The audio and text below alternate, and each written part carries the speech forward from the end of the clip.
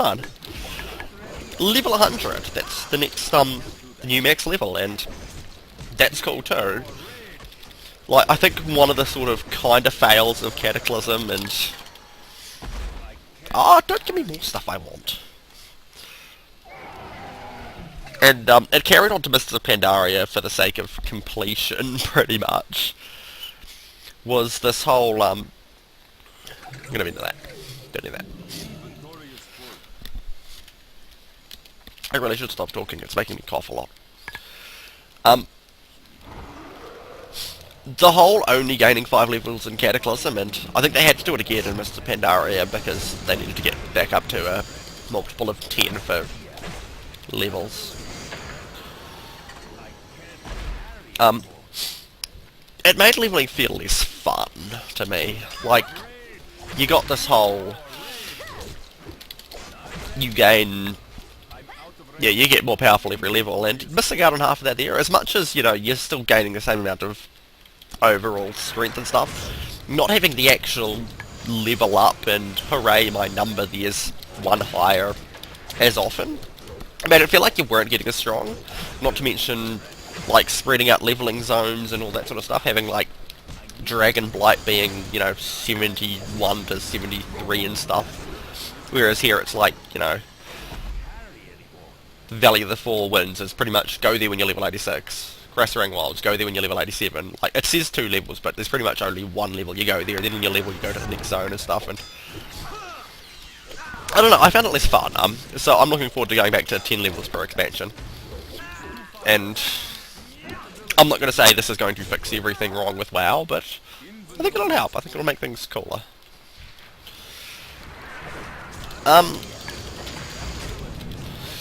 With that note, they've announced a lot of the level 100 talents, and I've looked at them all, but I can't remember what most of them are, and in general, there are a lot where I'm like, holy crap, that's awesome, I can't wait for that. Ravager, the ability that General Nazgrim does, that is one of the warrior talents, and I'm looking forward to that. I expected that to be added as a warrior ability as soon as I saw Nazgrim throwing his giant axe at me. I was like, Blizzard so has to make that a warrior ability, and they are, so that's awesome.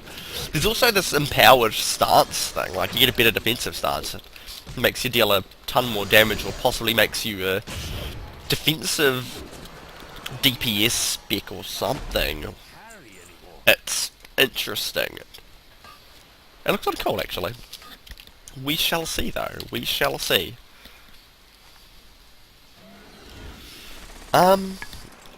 So yeah, that'll be cool. One of the other ones I saw was Death Knights are getting the classic Lich King lol, I'm going to suddenly rape your raid because one person didn't move out of the bad Defile ability, and that I'm looking forward to because Defile was the most annoying mechanic for people to have to deal with, so that'll be fun.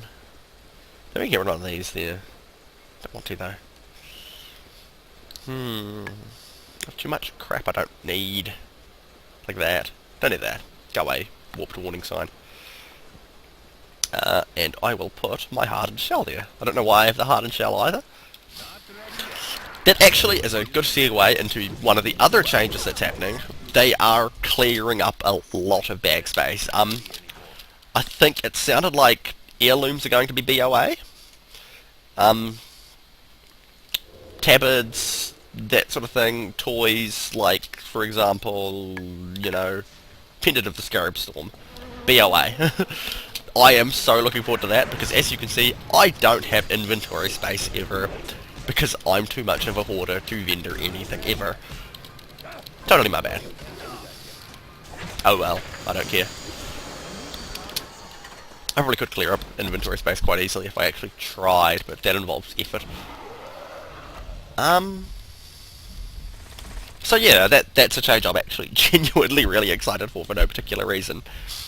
Going back to leveling though, instant level 90 for one person. That's really cool for returning players and for new players and stuff. Or sort of cool for new players. Not so... I'm not too excited about it. I'll probably level one of my Horde ults up to 90. But I don't know. Most of my characters that I care about are close to 90, but what I'll probably wind up doing is sort of just holding it in reserve for a wee bit. And I've lost 2 items here. What was the other one that the other quest that I finished? Oh, right, that whole thing with the fella and the guy. You know, the big important one. The mini-boss. Quest mini-boss. That's what I'm on about. That's why I've got 2 inventory spaces. Hooray me! I am the champion of the universe.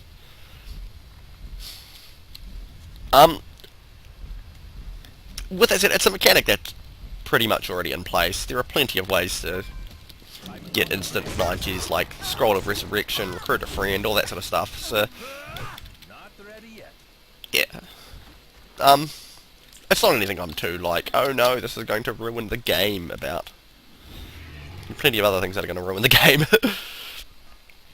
But I don't know, I might use it on one of my ults, or alternatively, if I find a friend who I'm like, hey, I'm going to roll an ult on your server, I can just instant boost it to 90. You only get it with 1 character per account, so it's probably going to actually wind up being one of those things where I'm like, alright, I'll do it with this. Oh no, maybe I want to do it with this another thing, and then I'll just never do anything with it ever. Because I'm an... Oh, go away, Orc. Loktar your face.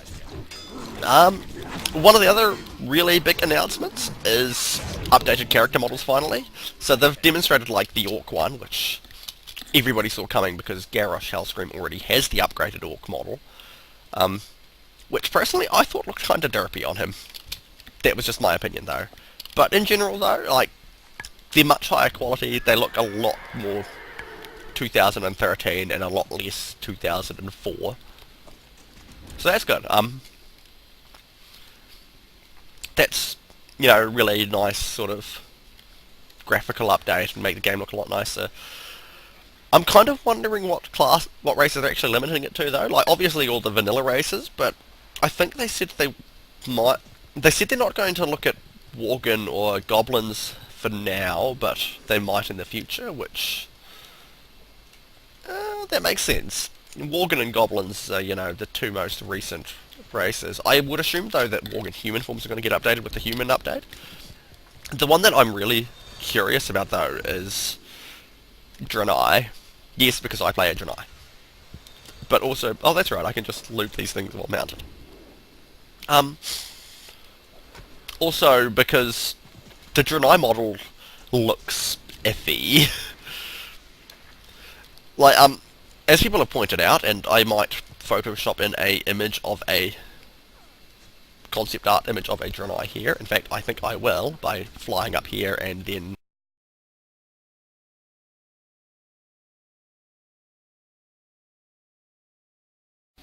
doing that. As you can see, like, Torticos probably would have been better to do this now, and also dismount. The male Draenor body has sort of a disproportionately larger torso than legs, and it looks off, kind of. Like, I saw somebody describe it in... Go away, Orcs! Damn it! This is what I get for talking on videos while I'm trying to, you know, do quests. Oh, your face's inventory is full. What I saw one person describe it as is like the top half of a Draenor is a warrior and the bottom half is a mage, and that's pretty accurate, really. Like, you know, big, strong upper torso, kind of mossy-looking legs, and it does mean that like male Draenor in cloth look funny. I hear fireworks. Sorry, I heard something outside. I'm like, what the hell is that? And it's fireworks. Apparently, you know, nearly a week after Guy Fawkes is not too late to be still setting off fireworks. But, in general though, yeah, I'm looking forward to the new models, and they should look a lot better, and it'll be nice to, you know, not have everybody look really, really ugly.